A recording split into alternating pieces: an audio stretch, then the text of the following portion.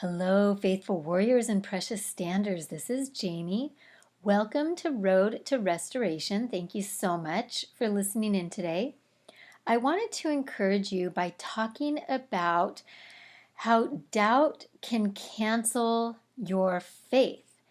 And this is a pretty important thing to be aware of because we know that faith is so important in seeing the manifestation of the promises of God, that God requires faith in order to move, in order to release the healing, the restoration, the reconciliation that we're praying for, that we're believing in. But what I want to talk about today is how doubt can actually cancel out our faith. And we don't want that to happen. We need our faith. We need our faith to be pure. We need our faith to be strong. So if you didn't catch my talk last week, I had a two-part series, Are You Expecting a Miracle? Part 1 and 2.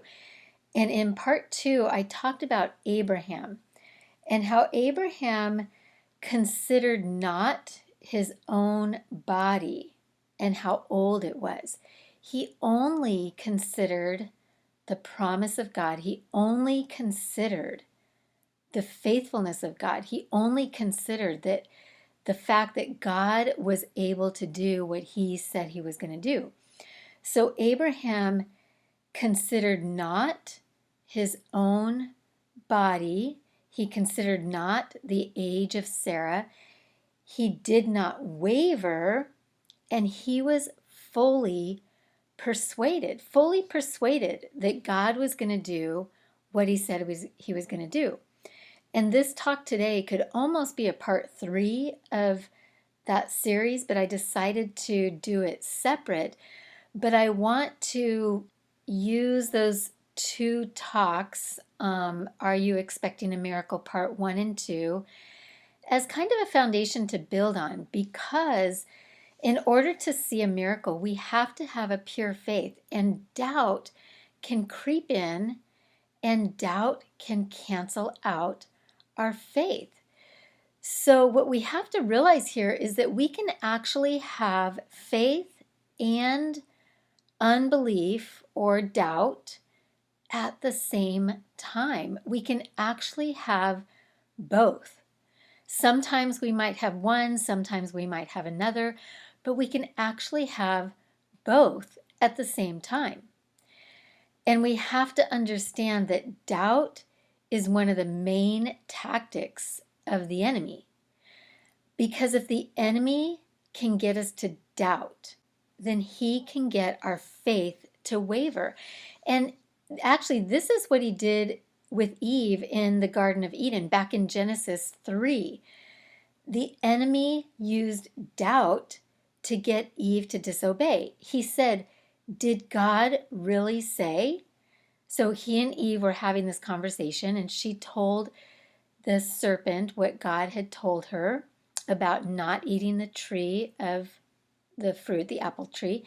And the enemy said, "Did God really say?" And that planted the seed of doubt in Eve's mind. And honestly, that was the beginning of the downfall of man. That seed of doubt that the enemy planted was what allowed Eve to walk into disobedience and to sin.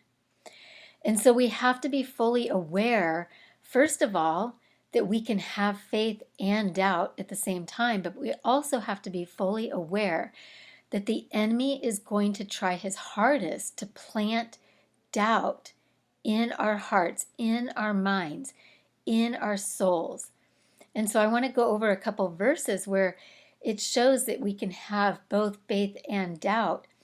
And the first one I want to talk about is in Mark 9, where the father who had this son that was demon-possessed came to Jesus. The father came to Jesus with his son who had the evil spirit, asking him to help. And Jesus said to this father, "All things are possible to him who believes." And do you remember the father's response? Mark 9:24. "Lord, I believe. help my unbelief. I love this. I love the vulnerability of this father. Pretty much in the same breath, he says, I believe, I don't believe. I believe, help my unbelief. And this word unbelief in the Greek is apestia. I think I said that right. And basically, it's describing a condition where the trust or the confidence in God, in his promises, or in his power is absent. And this unbelief, this Greek word for unbelief, can manifest as doubt, skepticism, or outright rejection of the divine truth. So as this father says, Lord, I believe, he's basically saying, I believe, help my doubt, help my skepticism, help my rejection of the divine truth. Faithful warriors, that sounds like me sometimes. Does that sound like you? Do you guys find yourself in this place where you're saying, I believe, God, help my unbelief. I believe, but I still have doubt. I still have skepticism. Sometimes I feel like rejecting the divine truth because of everything that I'm seeing, everything that I'm feeling, everything my spouse is telling me. Well, faithful warriors, that is common in this journey of standing. That is normal. You are normal. But we still can't stay in that place of doubt. So even though doubt can creep in, we have to first of all recognize it, and then we have to counter it. We have to get rid of it. We can't allow doubt to cancel out the faith. Mark 11:23, Jesus says, truly I tell you that if anyone says to this mountain, be lifted up and thrown into the sea, and has no doubt in his heart, but believes that it will happen, it will be done for him. So here we see again, doubt and belief are in the same sentence. Jesus is saying you need to have no doubt and you need to have belief. So doubt and belief, they compete against each other. Doubt and belief are opposite, right? It's kind of like that game of tug of war. You know, when you were younger and you would have these games of tug of war when you'd have two teams and one team was on one side pulling the rope and the other team was on the other side pulling the rope, and you had these two opposing forces, and the rope didn't move for a long time. The rope didn't move until one force outweighed the other. Well, faithful warriors, that is exactly like our stand. When we have faith and we have doubt, they're going to cancel each other out. They're two opposing forces, and we're not going to see movement. We need to have not a large amount of faith. We need to have a pure faith. We're told in the Gospels that we only need faith the size of a mustard seed. But faith the size of a mustard seed without doubt is powerful and effective, and it is pure. And that's what we're walking towards. That's what we're striving for. That's what we're trying to do in this stand, is to continue to suppress the doubt and increase the faith. It's like a teeter-totter, right? We want the faith to be high, and we want there to either be low doubt or no doubt. No doubt would be best, of course. James 1:6, he says, but he must ask in faith without doubting. So here we see here, ask in faith without the doubt. Again, you can have both. You can have faith and doubt, but the doubt will cancel out the faith. He must ask in faith without doubting, because he who doubts is like a wave of the sea, blown and tossed by the wind. And this is a perfect example of somebody that's double-minded, right? Being blown around, being tossed by the wind. not having that sure foundation, not having that conviction, not having that confidence and that sureness. So we don't want to be double-minded. We don't want to be like that wave blown and tossed by the wind. And that's what doubt does. Doubt will lead to double-mindedness. Doubt will cause us to be like that wave blown and tossed by the wind.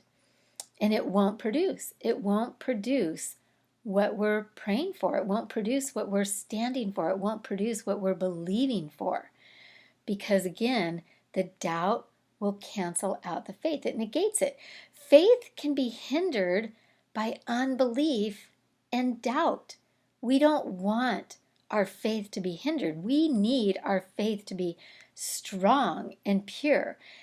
And so we can release our faith, but then it can be canceled and it can be negated by our unbelief, by our doubt. And so that's what we are coming against. That's what we're paying attention to in this podcast, is that we can have both faith and doubt, and we do not want the doubt. We don't need much faith if we don't have the doubt. Faith the size of a mustard seed. Again, it's a pure faith, and it doesn't require a lot when it's pure, when we don't have that doubt canceling out the faith. So one more thing I want to highlight: when the enemy brings doubt to our minds, many times what we're thinking, what we're feeling in our heart manifests through our mouth. We start to speak what we're believing. We start to speak what we're struggling with. We start to speak either faith or doubt. When the enemy comes and tries to plant those seeds of doubt, we need to be so cautious of what we say. I mean, ideally, it would be to not have any doubt, right? But we can't always control the attacks of the enemy. And it's like that analogy where you can't stop a bird from flying over your head, but you can definitely prevent it from building a nest in your hair. That's the same thing as doubt. The enemy is going to be relentless in trying to plant seeds of doubt, but we cannot speak out the doubt. We can't let the doubt take root. We can't let the doubt cancel out the faith, but especially the speaking out, because faithful warriors, one of the enemy's tactics is to get us to doubt and then speak out the doubt. Because remember, death and life is in the power of the tongue. This is a spiritual law, and this works either in the positive or the negative. So think about it this way: if the enemy is causing you to doubt, you're seeing your spouse off with another person, on vacation, out to dinner, moving in together. It could be anything. You see them having fun, living their best life. They are telling you how horrible you are and how unhappy they've been and how they never should have married you. Faithful warriors, those are all tactics of the enemy to get you to doubt. And then you turn around and you start saying those things to your best friend. You start saying those things to your mother. You start saying those things to your brother. That is a tactic of the enemy, because as we speak out those things that we see, that is giving place in the spirit realm to those very things. But when we speak the word of God, when we speak out what we're believing for, what we're praying for, then that's giving life to those things.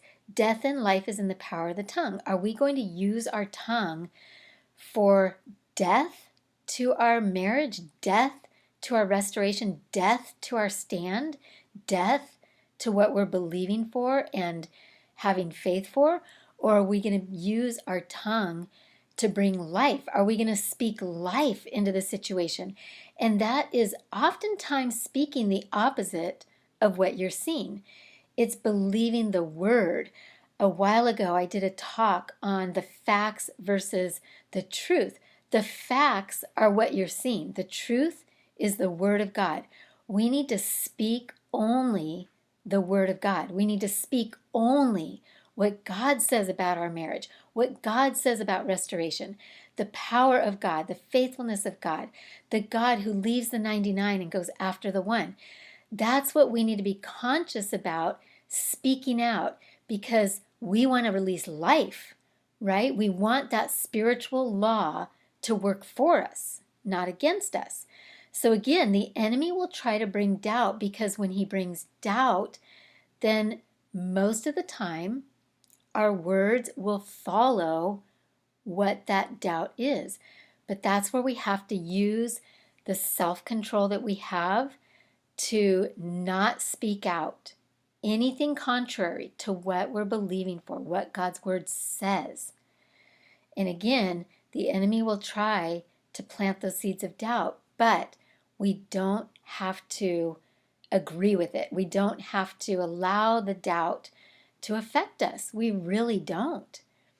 So I want to encourage all of us to just pull the plug on doubt. We have to pull the plug on doubt.